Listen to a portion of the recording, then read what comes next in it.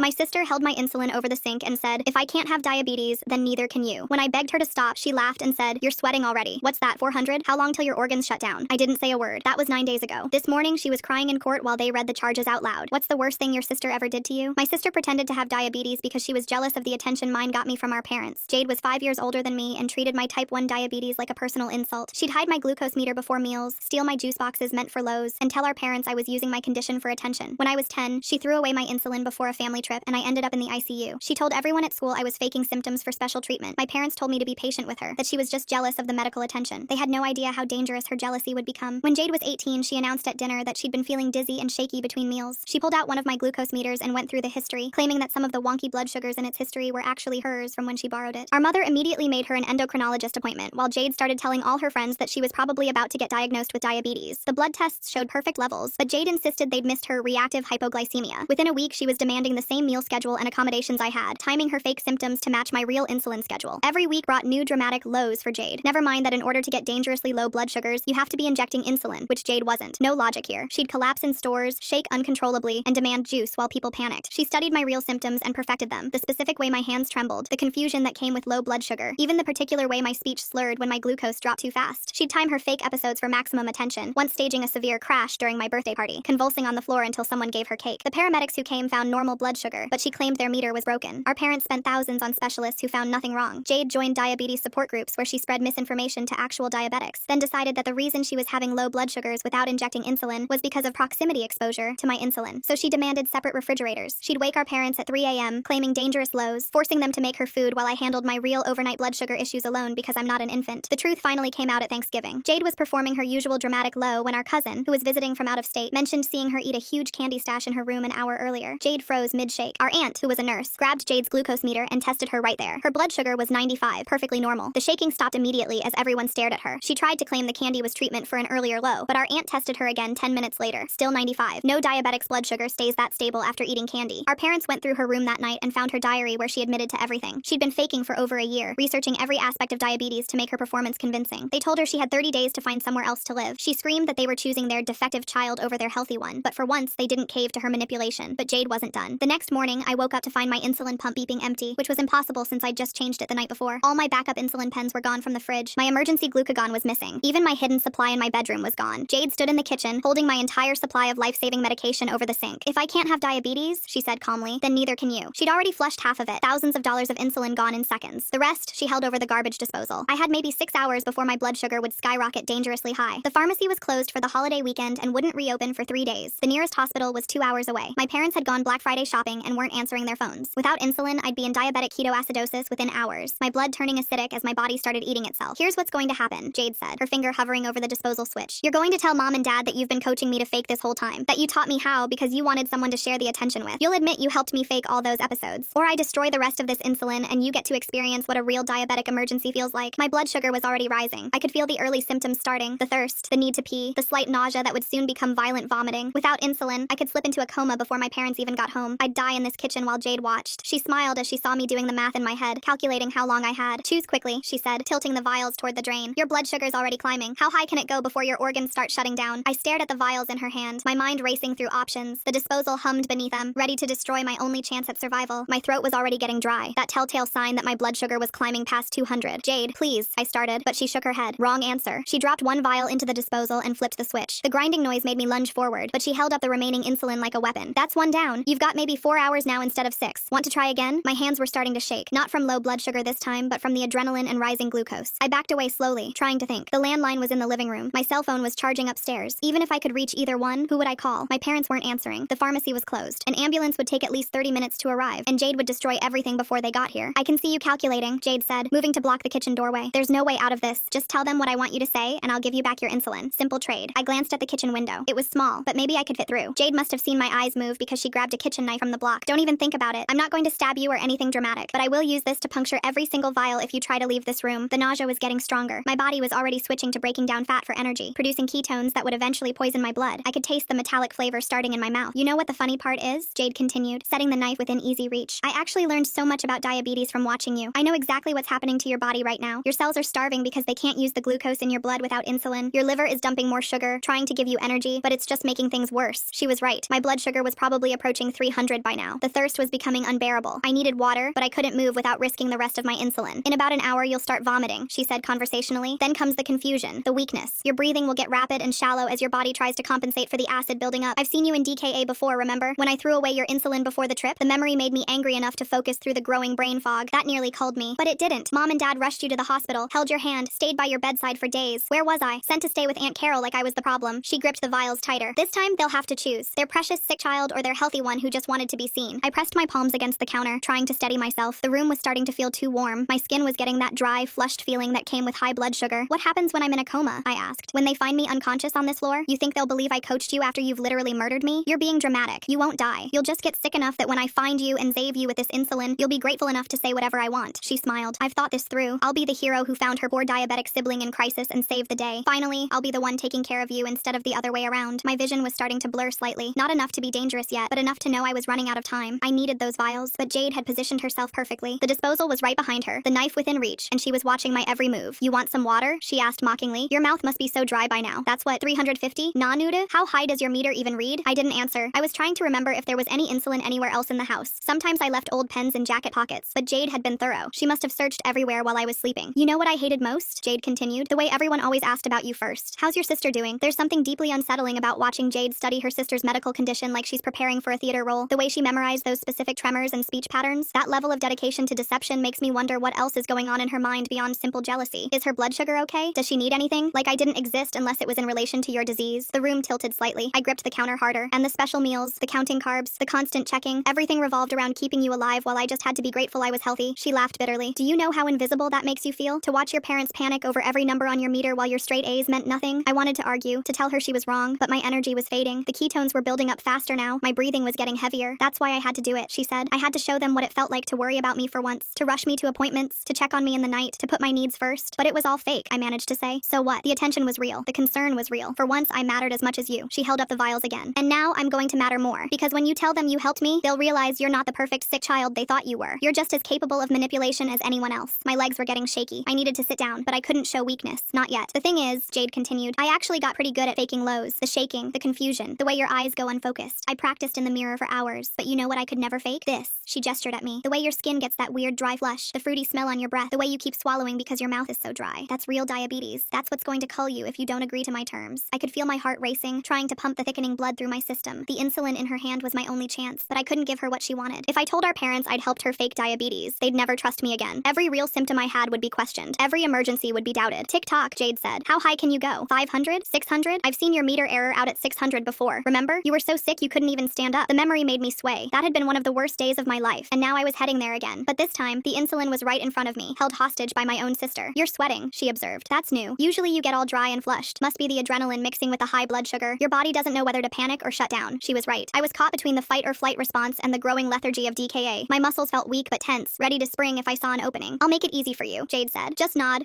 yes, and I'll hand over one vial. Enough to get you through until you can properly agree to my terms. Otherwise, she moved her hand toward the disposal again. The grinding sound from earlier echoed in my memory. Thousands of dollars of life-saving medication destroyed in seconds. I thought about all the diabetics who rationed insulin because they couldn't afford it, and here was my sister destroying it out of spite. You're thinking too hard, she said. This isn't a logic puzzle. It's simple. Your life or your reputation. What matters more? Everything was starting to feel distant, like I was watching the scene from outside my body. That was a bad sign. Severe DKA could cause confusion, delirium, even hallucinations. I needed to act before I lost the ability to think clearly. One nod, Jade pressed. That's all. Just move your head down and up, and this nightmare ends. But I knew it wouldn't end. Even if I agreed. Even if I told our parents the lie she wanted. Jade would hold this over me forever. Every time she wanted something, she'd threaten to tell the truth. Or worse, she'd do this again. I'd spend my life at her mercy, never knowing when she might steal my insulin and watch me suffer. You're running out of time, she said. I can see it in your eyes. They're getting that glassy look. How long before you can't even understand what I'm saying? The kitchen felt like it was spinning slowly. I tried to focus on her face, but it kept sliding in and out of clarity. My breathing was definitely faster now, my body trying desperately to blow off the excess acid building up in my blood. This is what you put mom and dad through every time you have a crisis, Jade said. This fear, this helplessness. Except they can't fix it by just nodding. They have to watch you suffer and hope the insulin works in time. I wanted to explain that I never chose this, never wanted to scare them, but my tongue felt thick and clumsy. The words wouldn't come out right. Last chance, she said, raising the vials. Nod now, or I flush the rest. I calculated my options while fighting the growing fog in my brain. The kitchen clock showed 8:47 a.m. My parents wouldn't be back from Black Friday shopping until at least noon. 3 hours. My blood sugar was climbing past 400 now, judging by the symptoms. The metallic taste grew stronger with each swallow. Jade noticed my glance at the clock and smiled wider. She moved the vials closer to the disposal, letting them clink against the metal rim. The sound made my stomach clench. Each vial represented days of life, and she held them like toys. toys. My legs buckled slightly. I caught myself on the counter, but Jade saw the weakness. She leaned forward, studying my deteriorating condition with fascination. Her research had taught her well. She knew exactly what was happening inside my body. The need for water became overwhelming. My tongue stuck to the roof of my mouth. I tried to moisten my lips, but there was no saliva left. Jade noticed this too. She walked to the cabinet, pulled out a glass, and filled it with cold water from the tap. She drank slowly, maintaining eye contact the entire time. I made a decision. Lunging wasn't an option anymore. My reflexes were too slow, my muscles already weakening from dehydration. But I could still think, at least for now. I nodded once, just enough for her to see. Jade's eyes lit up with triumph. She set down the water glass and picked up one vial, examining it like a prize. Then she shook her head and laughed. The vial went back with the others. She explained that a nod wasn't enough. She wanted to hear me practice the story first. Every detail had to be perfect. How I supposedly taught her to fake symptoms. How we planned it together. How I helped her research diabetes to make her performance convincing. She wanted me to rehearse until it sounded natural. My vision swam. The kitchen tiles beneath my feet seemed to ripple. I gripped the counter harder, fingernails digging into the laminate. The effort of standing was becoming monumental. My body was eating itself, breaking down muscle and fat for energy it couldn't use. Jade pulled out her phone and started recording. She wanted video evidence of my confession, proof that I was coherent and speaking voluntarily. She positioned the phone on the counter, adjusting the angle to capture both of us. I opened my mouth to speak, but only a croak emerged. My throat was too dry. Jade sighed dramatically and slid the water glass across the counter. I grabbed it desperately, gulping down the entire contents. The relief was momentary. Within seconds, the thirst returned worse than before. She demanded I start talking. I began stammering through her fictional narrative, but my words slurred together. The brain fog was thickening. Simple sentences became complex puzzles. Jade grew frustrated with my performance. She made me start over twice, each time threatening the insulin when I stumbled. The nausea hit suddenly. I doubled over, dry heaving into the sink. Nothing came up but bile. My stomach had been empty since dinner the night before. Jade stepped back in disgust, but kept filming. She narrated my symptoms to the camera, documenting my decline like a science experiment. When the heaving stopped, I slumped against the counter. My legs shook uncontrollably. Not the practiced tremor of hypoglycemia, but the weakness of a body shutting down. I slid to the floor, back against the cabinets. The cool tiles felt good against my feverish skin. Jade crouched down to my level, keeping the insulin vials visible. She reminded me that we weren't done. The confession needed to be complete and convincing, but forming coherent thoughts was becoming impossible. Words floated away before I could grasp them. She grew impatient with my deteriorating speech. Standing up, she paced the kitchen, muttering about timing. She needed me functional enough to confess, but sick enough to be grateful. The window was narrowing. She checked her phone, calculating when our parents might return. I tried to stand, but my legs wouldn't cooperate. The room spun violently. I closed my eyes, but that made the nausea worse. My breathing had become rapid and shallow, my body trying to expel the building acid through my lungs. Each breath felt insufficient. Jade noticed my breathing pattern and nodded knowingly. She'd studied this too. Small respirations, she announced proudly. Deep labored breathing that meant the acid levels were becoming critical. She estimated I had maybe an hour before consciousness became questionable. The confession attempt resumed. She coached me through the words, but my responses were increasingly incoherent. Frustration flashed across her face. Her perfect plan required my cooperation, but my body was failing faster than she'd anticipated. She decided on a new approach. Grabbing a notepad from the drawer, she wrote out the confession herself. All I had to do was copy it in my own handwriting. She thrust the pen at me, but my hands shook too badly to grip it properly. The pen clattered to the floor. My vision tunneled. Dark spots danced at the edges. Jade switching from jealous sister to part-time doctor is quite the career change. Studying symptoms like she's preparing for medical school instead of just regular old blackmail. I blinked hard, trying to clear them, but they multiplied. Jade's face blurred into an indistinct shape. Her voice sounded distant, like she was speaking from another room. She slapped my face lightly, trying to restore focus. The contact felt strange, disconnected from my body. She was losing her window. If I passed out before confessing, her leverage disappeared. She'd have to give me the insulin or risk me dying, which would ruin everything. The next wave of nausea was violent. This time, my stomach found something to expel. The bile burned my throat. Jade jumped back, cursing. She grabbed paper towels, throwing them at me in disgust. The smell made the nausea worse. She announced a new plan. If I couldn't speak or write, she'd accept a video of me nodding along as she told the story. Simple yes movements to her questions. She repositioned the phone and started recording again, but even nodding was becoming difficult. My neck muscles felt weak, unable to support my head properly. It lolled to one side. Jade grabbed my chin, forcing me to look at the camera. Her touch felt hot against my clammy skin. The questions began. Did I help her fake diabetes? A weak nod. Did I teach her the symptoms? Another nod. But my movements were so small, so uncertain, that even Jade could see they wouldn't convince anyone. She needed me more coherent. She made a decision. Opening one vial, she drew up a tiny amount of insulin in a syringe. Not enough to save me, just enough to stabilize me temporarily. She'd give me small doses, keeping me functional but dependent. Control through chemistry. The needle approached my arm. I tried to pull away but lacked the strength. Then a sound made us both freeze. A car door slammed outside. Jade rushed to the window, peering through the blinds. Our elderly neighbor, Mrs. Beaufort, was getting her morning paper. Jade watched until Mrs. Beaufort went back inside. The interruption had rattled her. She hadn't considered that others might notice something wrong. The neighborhood was usually quiet, but people were home for the holiday weekend. She returned to find me slumped further down the cabinets. My breathing was more labored, each inhale a conscious effort. The insulin in her hand represented salvation, but she hesitated. Once she gave me any, she'd lose some control. Instead, she tried another tactic. She reminded me of all the times I'd gotten attention for my diabetes. Every hospital visit, every concerned teacher, every special accommodation. She listed them like crimes, building her case for why she deserved to fake the same condition. Her words faded in and out of my consciousness. I caught fragments about fairness, about being seen, about years of invisibility. But understanding required energy I didn't have. My body was conserving resources for basic survival. The doorbell rang. We both startled. Jade's eyes went wide with panic. She hadn't expected anyone. Through the kitchen window, I could see a delivery truck. The driver stood at our front door with a package. Ringing again. Jade had to answer or risk suspicion. She quickly hid the insulin vials in her pocket and pointed the knife at me, a silent warning to stay quiet. Then she composed herself and walked to the front door. I heard muffled conversation. The driver needed a signature. Jade's voice sounded artificially cheerful, thanking him for working the holiday. The door closed. Her footsteps returned, quick and agitated. She found me trying to crawl toward the landline phone in the living room. I'd made it maybe 3 feet. My arms shook with the effort. She grabbed my ankle, dragging me back to the kitchen. The movement made my vision go white. Anger replaced her earlier calm. The interruption had shown her how precarious her plan was. Anyone could show up. Our parents might return early. A neighbor might notice something wrong. She needed to finish this quickly. She pulled out all the remaining vials, lining them up on the counter. One by one, she named what each meant. This one was for the birthday party she ruined. This one for the family vacation that became about my medical needs. This one for every time mom checked on me at night instead of her. The disposal hummed to life. She held the first vial over it, watching my face. But I could barely focus on her anymore. The room had taken on a dreamlike quality. Nothing felt real except the burning in my veins and the desperate need for air. She dropped the vial. The grinding sound lasted seconds. Thousands of dollars of medication destroyed. She picked up the next one, then the next. Each destruction accompanied by another grievance. Another moment she felt overlooked. Only 2 vials remained. My body convulsed, muscles cramping from dehydration and electrolyte imbalance. The pain cut through the fog momentarily. Jade watched with clinical interest. She'd never seen this symptom in her research. Real suffering looked different than performance. She knelt beside me again, holding the last 2 vials. Her offer had changed. She no longer needed a full confession, just agreement that I'd stay quiet about what she'd done, let her tell whatever story she wanted. In exchange, I'd get enough insulin to survive. I tried to process her words, but thoughts scattered like smoke. My brain was starving for glucose it couldn't access. Neural pathways misfired. Reality fractured into disconnected moments. Jade's face, the vials, the knife, the ticking clock. She grabbed my shoulders, shaking me. My head flopped uselessly. She was losing me, and she knew it. The careful timing of her plan was falling apart. She'd underestimated how quickly DKA progressed, how violent the body's breakdown could be. A new sound. My phone ringing upstairs. The ringtone I'd assigned to mom. It rang 4 times, then went to voicemail. Jade's face showed real fear now. If our parents were trying to reach us, they might come home early. She made a desperate decision. Drawing up insulin from 1 vial, she prepared a proper dose. Not the tiny amount from before, but enough to actually help. She'd give me this shot, stabilize me, then force the agreement when I was coherent. The needle went into my arm. Cold insulin entering dying tissue. It would take time to work, maybe 20 minutes before any improvement. Jade sat back to wait, keeping the last vial as insurance, but she'd miscalculated again. The doorbell rang once more. This time, the voice calling through the door was familiar. Mrs. Beaufort, asking if everything was okay. She'd seen the delivery driver leave quickly, noticed our parents' car was gone, worried about us being alone. Jade froze. Mrs. Beaufort was persistent, the kind of neighbor who baked cookies and checked on everyone. She wouldn't leave easily. Her voice carried through the door, mentioning she'd brought leftover pie from Thanksgiving. I tried to call out, but only managed a weak moan. Jade clamped her hand over my mouth, her palms sweaty with panic. Mrs. Beaufort knocked again, harder this time. She announced she was getting worried and might call our parents. That threat mobilized Jade. She couldn't have Mrs. Beaufort calling our parents, alerting them to come home. She stood, smoothing her hair, and walked to the door. Her voice shook slightly as she explained we were fine, just sleeping in. Mrs. Beaufort wasn't convinced. She asked to see me specifically, mentioning she knew about my diabetes and worried when she didn't see me outside like usual. Jade made excuses, but Mrs. Beaufort's tone grew more concerned. The conversation stretched on. I could hear the suspicion creeping into Mrs. Beaufort's voice. Jade was talking too fast, over-explaining. The insulin was starting to work, clearing my thoughts marginally. I needed to make noise, any noise. I knocked over the water glass. It shattered on the tile floor. The sound was unmistakable. Mrs. Beaufort's voice rose, demanding to know what that was. Jade claimed I'd dropped something in the kitchen, that everything was fine, but Mrs. Beaufort had raised 3 children. She knew when something was wrong. She announced she was calling 911 if Jade didn't open the door fully and let her see me. The threat was real. Mrs. Beaufort didn't bluff. Jade returned to the kitchen, frantic. Her plan was crumbling. She couldn't let Mrs. Beaufort call for help, but she also couldn't let her see me like this. She grabbed the last insulin vial, holding it like a bargaining chip. She hissed that I had one chance. Tell Mrs. Beaufort I was fine, just feeling sick from something I ate. Make her leave. If I said anything else, she'd destroy the last vial and disappear before help arrived. I'd be left to explain everything while dying. The insulin was working slowly. My thoughts were less scattered, though my body remained weak. I could hear Mrs. Beaufort threatening to use the spare key she had for emergencies. Our parents had given it to her years ago. Jade pulled me to my feet, supporting most of my weight. We stumbled to the front door together. She whispered final threats in my ear. One wrong word, and the last vial would be gone. She'd claim I'd destroyed my own insulin in a fit of anger. The door opened partially. Mrs. Beaufort's worried face appeared in the gap. Her eyes immediately found mine, taking in my pale skin, labored breathing, and obvious distress. Her expression hardened with concern. I opened my mouth. The words that came out surprised everyone, including me. I asked Mrs. Beaufort if she still had any of that special tea from her garden, the one that helped with nausea. My voice was weak but clear enough. Mrs. Beaufort's eyes narrowed. She'd known me since I was 5. She knew I hated tea, especially her bitter herbal concoctions, but she played along, saying she'd go get some right away. She'd be back in 5 minutes. Jade started to close the door, relieved, but Mrs. Beaufort's foot blocked it. She looked directly at me and asked if I'd checked my blood sugar recently. A simple question, but loaded with meaning. She knew the signs of diabetic crisis. Mrs. Beaufort coming in with a pie and the detective skills is like watching someone's grandma turn into Sherlock Holmes. She knows that fake, "we're fine" voice from 3 blocks away. I nodded, lying that it was fine. But my hand moved to my pocket, where I always kept my glucose meter. The gesture was subtle but deliberate. Empty pocket, no meter. Mrs. Beaufort's face changed. She understood. She announced loudly that she'd get the tea and call my parents to let them know I wasn't feeling well. Jade protested, but Mrs. Beaufort was already walking away, moving faster than her 70 years should allow. She knew something was terribly wrong. Jade slammed the door. Rage replaced her earlier calculation. Everything was falling apart. She had minutes before Mrs. Beaufort either called 911 or our parents. Maybe both. The game was over. She dragged me back to the kitchen, shoving me against the counter. The last vial came out of her pocket. She held it over the disposal one final time. If she was going down, she'd take me with her. her. Mutual destruction rather than defeat. But the insulin was working more now. My mind was clearing enough to think tactically. I reminded her that destroying the last vial meant she'd have to explain my death. No story would cover that. She'd go to prison. Real prison. Not just family consequences. She hesitated. I pressed on, words coming easier now. If she gave me the insulin, I'd tell everyone I'd accidentally destroyed my supply. A stupid mistake while half asleep. She could confirm the story, be the hero who helped me through the crisis. Our parents would forgive her previous lies in light of her help. The offer hung between us. Jade calculated rapidly. She could hear Mrs. Beaufort's voice outside, probably on her phone already. Time was running out. Either she committed to destroying me completely or salvaged what she could. Sirens in the distance, faint but growing louder. Mrs. Beaufort hadn't waited. Help was coming. Jade's window for deciding was closing with each second. She looked at the vial, then at me, then at the door. She made her choice. The vial flew across the room, smashing against the wall. Glass shards and precious insulin splattered across the floor. The last of my salvation destroyed in a moment of spite. Jade smiled coldly. If she couldn't win, neither of us would. But I smiled back, because during our struggle, while she'd been distracted by Mrs. Beaufort, I'd done something she hadn't noticed. The syringe she'd used earlier, the one with the partial dose, had rolled under the counter. I'd grabbed it while she dragged me to the door. There was still insulin in it. Not much, maybe 2 units, but enough to keep me alive until help arrived. I'd hidden it in my waistband, waiting. Now, as sirens grew louder, I pulled it out and injected the remaining dose. Jade's face went white. She hadn't destroyed everything after all. Her final act of cruelty had failed. She ran for the back door, but it was too late. Red and blue lights were already flashing through the windows. Mrs. Beaufort had given them our address. Paramedics burst through the front door. Mrs. Beaufort right behind them with her spare key. They found me on the kitchen floor, conscious but weak, surrounded by broken glass and destroyed medical supplies. Jade stood frozen by the back door, caught between fleeing and facing consequences. The next minutes blurred together. Paramedics checking vitals, starting IV lines, administering emergency dextrose, police officers arriving, taking in the scene, Mrs. Beaufort explaining what she'd witnessed, Jade trying to spin stories that fell apart under basic questioning. My blood sugar stabilized slowly. The immediate danger passed, though I'd need hospital monitoring. As they loaded me onto a gurney, I heard Jade telling officers I'd destroyed my own insulin during an argument, but the evidence told a different story. The knife she'd threatened me with still lay on the counter. The video she'd recorded on her phone showed my deteriorating condition and her demands. The destruction in the kitchen, the glass shards with insulin residue, all painted a clear picture of what had transpired. Our parents arrived as the ambulance prepared to leave. Mom's face went from confusion to horror as officers explained what they'd found. Dad stood silent, processing how badly they'd misread the situation. They'd enabled Jade's jealousy until it nearly culled me. The hospital room smelled like disinfectant and stale coffee. I watched the IV drip steadily into my arm, each drop carrying the insulin my body desperately needed. The paramedics had stabilized me in the ambulance, but the doctors wanted to monitor me for at least 24 hours. My blood sugar readings showed the violent swings from the past few hours, evidence of how close I'd come to diabetic coma. Mom sat in the chair beside my bed, her face puffy from crying. She'd been apologizing nonstop since arriving at the hospital, but I was too exhausted to respond. Dad paced by the window, occasionally stopping to stare at the parking lot below. Neither of them had mentioned Jade's name since the police took her away. A nurse came in to check my vitals. She adjusted the insulin drip based on my latest glucose reading, then left us in silence again. The steady beeping of monitors filled the void where conversation should have been. My throat still felt raw from the vomiting, and every muscle ached from the severe dehydration. Mrs. Beaufort appeared in the doorway, holding a small potted plant. She'd changed out of her morning robe into proper clothes, but her face still showed the strain of the morning's events. Mom stood to hug her, fresh tears starting. They spoke in hushed tones near the door while I pretended to sleep. The detective arrived an hour later. He was younger than I expected, with kind eyes and a gentle manner. He pulled up a chair and asked if I felt well enough to give a statement. Mom started to protest, but I nodded. The story needed to be told while the details were fresh. I walked him through everything, from discovering my empty insulin pump to Jade's final destructive act. He took notes carefully, occasionally asking for clarification. When I mentioned the video Jade had recorded on her phone, he made a special note. That evidence would be crucial. The detective explained what would happen next. Jade was being held on charges of reckless endangerment and destruction of property. The value of the destroyed insulin alone made it a felony. Combined with the deliberate withholding of life-saving medication, she faced serious consequences. He asked if I wanted to press charges. I looked at my parents, saw their devastated faces, and nodded again. After he left, the silence returned heavier than before. Dad finally stopped pacing and sat in the other chair. He reached for my hand, squeezing it gently. His calloused fingers trembled slightly. Mom moved to sit on the bed's edge, careful not to disturb the IV line. They told me about finding Jade's diary months ago, but dismissing it as teenage dramatics, about the warning signs they'd ignored, choosing to believe her performances rather than face the ugly truth, about how they'd failed both their daughters in different ways. Their words came out jumbled, interrupted by tears and long pauses. A social worker visited next. She was older, with gray hair pulled back in a practical bun. She asked about my home situation, whether I felt safe returning there. The question seemed absurd after everything, but I understood the protocol. She left pamphlets about family counseling and support groups for families dealing with medical abuse. The endocrinologist arrived for evening rounds. Dr. Rollin had been my doctor since diagnosis, and her familiar face brought unexpected comfort. She reviewed my chart, adjusting my insulin regimen to account for the trauma my body had endured. She mentioned that stress could affect my blood sugar control for weeks, requiring closer monitoring. Night fell outside the window. The hospital cafeteria had long since closed, but Dad found vending machines somewhere. He returned with an armload of snacks, desperate to do something helpful. I managed a few crackers, my stomach still unsettled from the day's ordeal. Mom's phone rang constantly. Family members had heard something was wrong. She stepped into the hallway to field calls, her voice muffled through the door. I caught fragments about Jade, about charges, about not knowing what would happen next. Each conversation seemed to drain more energy from her. The night nurse was different, older and more businesslike. She checked my blood sugar every 2 hours, pricking my fingers with practiced efficiency. The numbers were stabilizing slowly, my body gradually returning to its normal patterns. She brought extra blankets without being asked, recognizing the bone-deep chill that came after severe DKA. I dozed fitfully between blood sugar checks. Every time I closed my eyes, I saw Jade holding those vials over the disposal. The grinding sound echoed in my dreams. I'd wake gasping, convinced my insulin pump was beeping empty again. Mom would squeeze my hand, reminding me where I was. Morning brought new doctors, new discussions about discharge planning. The psychiatrist was required after what they classified as a traumatic event. She asked careful questions about my mental state, screening for post-traumatic stress. I answered honestly about the nightmares, the anxiety about my insulin supply, the fear that hadn't quite faded. Physical therapy came next. The severe dehydration had left me weaker than expected. The therapist helped me walk the hospital corridors, building strength back gradually. My legs shook with each step, muscles protesting after their ordeal. She assured me this was normal, that recovery would take time. The pharmacy delivered my new insulin supply directly to the room. The pharmacist went through each vial with me, verifying the prescription and expiration dates. Mom watched anxiously as I checked each one, her hand hovering near the bag like she could protect it through proximity. Dad asked about getting a lockbox for home storage. Really makes me wonder what Jade's telling herself right now in that holding cell while her family picks up the pieces of her mess. The way she just ran when the sirens came says everything about how much planning really went into this whole scheme. Discharge planning began after lunch. The case manager discussed follow-up appointments, emergency protocols, and safety planning. She mentioned that Jade wouldn't be allowed near me once released on bail, that a restraining order was already in process. The words felt surreal, like we were discussing a stranger instead of my sister. Mrs. Beaufort returned that afternoon with homemade soup. She'd been cooking all morning, she said, needing something to do with her hands. She sat with Mom while I sipped the broth, the two women finding comfort in shared silence. Before leaving, she pressed a spare key into Mom's hand, insisting we keep it for emergencies. The insurance coordinator arrived with paperwork. The destroyed insulin would be covered under our policy's emergency replacement clause. She walked us through the forms, explaining coverage for the hospital stay and follow-up care. Dad asked about counseling coverage, his voice carefully neutral. My regular insulin pump needed replacing after the trauma. The diabetes educator brought a new one, going through the setup process methodically. My hands shook as I primed the tubing, muscle memory warring with fresh trauma. She was patient, letting me work through each step at my own pace. Evening brought more visitors. My aunt arrived from 2 states away, having driven all day after Mom's call. She hugged me carefully, mindful of the IV, then turned to my parents with less gentleness. I heard heated whispers in the hallway, accusations about enabling Jade, about ignoring warning signs. The night shift arrived again. Different nurses this time, but the same routine of blood sugar checks and vital signs. I slept better, exhaustion finally overwhelming anxiety. The nightmares were still there, but less vivid, my mind beginning to process the trauma into manageable pieces. The second morning brought discharge papers. Dr. Rollin did a final examination, pronouncing me stable enough for home care. She adjusted my insulin ratios again, accounting for the stress hormones still flooding my system. She scheduled follow-up appointments for the next week, wanting to monitor my recovery closely. The discharge nurse went through a lengthy checklist. Medications verified, follow-up appointments confirmed, emergency contact numbers updated. She had me demonstrate drawing up insulin and checking my blood sugar. Standard protocol, but suddenly weighted with new meaning. Mom watched every movement, as if memorizing the procedures herself. Dad had brought fresh clothes from home. Getting dressed felt strange after 2 days in a hospital gown. My jeans hung loose, the dehydration having stripped away water weight. The simple act of tying my shoes left me breathless, my body still recovering from its ordeal. The wheelchair ride to the exit was mandatory. Hospital policy regardless of my protests. Dad pulled the car around while Mom gathered the accumulated belongings. Flowers from relatives, get-well cards from neighbors who'd heard the news, the untouched pamphlets about family counseling. The drive home was silent except for the radio playing softly. I sat in the back seat, watching familiar streets pass by. Everything looked the same but felt different, like returning to a foreign country. Mom kept turning to check on me, her seatbelt straining with each movement. Our house looked exactly as we'd left it 3 days ago. The Black Friday sale papers still sat on the kitchen table. Jade's coffee mug stood in the sink, unwashed. The normalcy felt obscene after everything that had happened. Dad immediately began gathering Jade's belongings from common areas, stuffing them into boxes. I stood in the kitchen doorway, unable to enter. The broken glass had been cleaned up, the insulin residue mopped away, but I could still see it all. The counter where I'd gripped for support, the sink where I'd vomited, the spot where I'd collapsed. Mom gently guided me to the living room instead. The lockbox arrived by delivery that afternoon. Dad installed it in my bedroom closet immediately, adding a combination lock for extra security. We loaded my insulin supply inside, counting each vial twice. He gave me the combination, made me practice opening it several times. Mom wrote it down and hid the paper in her jewelry box. My bedroom felt like a sanctuary and a prison simultaneously. Everything was exactly as I'd left it, but Jade's presence lingered. I found one of my old glucose meters in my desk drawer, one she must have missed during her search. The discovery made me shake uncontrollably until Mom held me steady. Dinner was takeout, nobody feeling up to cooking. We ate in the living room, abandoning the dining table where so many family dramas had unfolded. The food tasted like cardboard, but I forced it down, knowing my blood sugar needed the stability. Dad obsessively checked the nutrition information, calculating carbs with new intensity. The doorbell rang after dark. We all froze, the sound triggering fresh anxiety. It was just another neighbor, dropping off a casserole and expressing concern. Mom accepted it graciously while Dad and I remained hidden in the living room. The normalcy of suburban kindness felt jarring against our new reality. Bedtime brought new challenges. I checked my insulin supply 3 times before attempting sleep. Mom offered to stay in my room, but I declined. I needed to face this alone, to begin rebuilding my sense of security. She compromised by leaving both our doors open, promising to listen for any distress. Sleep came in fragments. I woke every few hours to check my blood sugar, the routine now tinged with paranoia. Each reading was normal, but I checked twice anyway. The insulin pump hummed softly on my nightstand, its familiar sound both comforting and triggering. Morning arrived with Mom already in the kitchen, preparing breakfast. She'd researched low glycemic recipes overnight, determined to help manage my diabetes better. Dad sat at the table with a notebook, writing down questions for the lawyer he'd contacted. The pretense of normal family breakfast felt forced but necessary. The pharmacy called to confirm my prescription refills were ready. Mom insisted on picking them up immediately, despite having just received the hospital supply. She returned with bags of supplies, enough insulin to last months. We added it all to the lockbox. The growing stockpile a tangible comfort. Dr. Rollins' office called to confirm my follow-up appointment. The receptionist mentioned they'd added extra time to the slot, understanding this visit would involve more than routine diabetes management. Mom marked it on 3 different calendars, her anxiety manifesting in over-preparation. I spent the afternoon testing my blood sugar obsessively. Every slight symptom triggered panic. Was I thirsty because my sugar was high, or just dehydrated? Did my hands shake from low blood sugar or residual trauma? Mom finally hid my extra test strips, limiting me to the prescribed checking schedule. The detective called with updates. Jade had made bail but was staying with a friend across town. The restraining order was officially in place. He mentioned the prosecutor was taking the case seriously, given the life-threatening nature of her actions. Court dates would be scheduled soon. Dinner was another quiet affair. We developed a new routine already, eating in the living room to avoid the kitchen's memories. Dad had started researching home security systems, showing us options on his tablet. Motion sensors, cameras, alarm systems, anything to restore our sense of safety. The counselor called to schedule our first family session. Mom had reached out to several before finding one who specialized in medical trauma and family dysfunction. The first appointment was set for next week, giving us time to process the immediate crisis before diving into deeper issues. Night fell with its familiar anxieties. I'd checked the insulin supply twice more, despite knowing nothing had changed. Mom had started a log, documenting every vial's location and expiration date. Dad installed a baby monitor in my room, insisting it was just temporary, just until things felt normal again. The second night home was marginally better. I only woke twice to check blood sugars, only verified my insulin supply once. Mom appeared in my doorway during one check, wordlessly confirming she was still maintaining her vigil. We nodded at each other in the darkness, a silent acknowledgement of our new reality. Morning brought the beginning of routine: breakfast, blood sugar check, insulin dose, recording everything in the logbook. Mom watched but didn't hover as much. Dad left for work reluctantly, calling twice before lunch to check in. The house felt emptier without his anxious presence. I ventured into the kitchen for the first time since returning home. The familiar space felt foreign, each surface holding invisible memories. Mom found me standing frozen by the sink, unable to move forward or back. She gently led me through making tea, reclaiming the space one small action at a time. The mail brought medical bills and insurance paperwork. Mom sorted through them methodically, creating files for everything related to the incident. She'd already started the appeals process for the destroyed insulin, determined to have Jade's actions documented in every possible system. Mrs. Beaufort stopped by with more food and a listening ear. She shared stories of her own family struggles, normalizing our pain without minimizing it. Before leaving, she made us promise to use that spare key if we ever needed anything, day or night. Her fierce protectiveness brought Mom to tears again. The afternoon was dedicated to reorganizing my diabetes supplies. We created multiple emergency kits, strategically placed throughout the house. Each contained glucose tablets, a spare meter, and ketone testing strips. Dad labeled each one with bright red tape, making them impossible to miss. Dad turning into a security system expert while Mom becomes a meal prep champion shows how trauma makes everyone suddenly pick up new hobbies nobody asked. Dr. Rollins' follow-up appointment confirmed my physical recovery was progressing well. My blood sugar patterns were stabilizing, though still showing stress-related spikes. She adjusted my insulin ratios again and recommended continuous glucose monitoring for added peace of mind. The technology would alert us to dangerous trends before they became critical. The drive home was when Mom finally broke down completely. She pulled over, sobbing about failing to protect me, about enabling Jade's behavior, about the 1,000 small signs she'd ignored. I held her hand while she cried, both of us learning that healing would come in waves. Dad had dinner waiting, having left work early to cook. He'd made my favorite meal from childhood, trying to create new positive memories in our kitchen. We ate together at the dining table for the first time since the incident, reclaiming another piece of our home. Evening brought exhaustion, but also a strange peace. We'd survived another day. My blood sugars had stayed stable. The insulin remained safely locked away. These small victories felt monumental. Mom suggested watching a movie together, something light and distracting. Bedtime came with less anxiety. I checked my supplies only once, recorded my blood sugar normally. Mom kissed my forehead goodnight, a gesture she hadn't made since I was young. Dad double-checked the new alarm system before retiring. We were learning to feel safe again. The night passed peacefully. I woke only once, more from habit than need. My blood sugar was perfect, my insulin pump humming steadily. I lay in the darkness, listening to the familiar sounds of home, and felt something inside begin to unknot. Morning dawned with possibility. The trauma would always be there, woven into our family's fabric, but we were learning to live with it, to build new routines around the scars. Mom made breakfast without hovering. Dad left for work with only one check-in call planned. I sat at the kitchen table, the same spot where everything had started, and took my morning insulin without fear. The simple act felt like reclaiming power. Mom smiled at me across the table, hope beginning to creep back into her eyes. Life would continue, different than before, marked by new vigilance and hard-won wisdom, but continuing nonetheless. Well, folks, that's a wrap on our time together. Appreciate you letting me tag along and call out life's little plot twists. Always a good time. If you made it to the end, drop a comment. I love reading all your comments.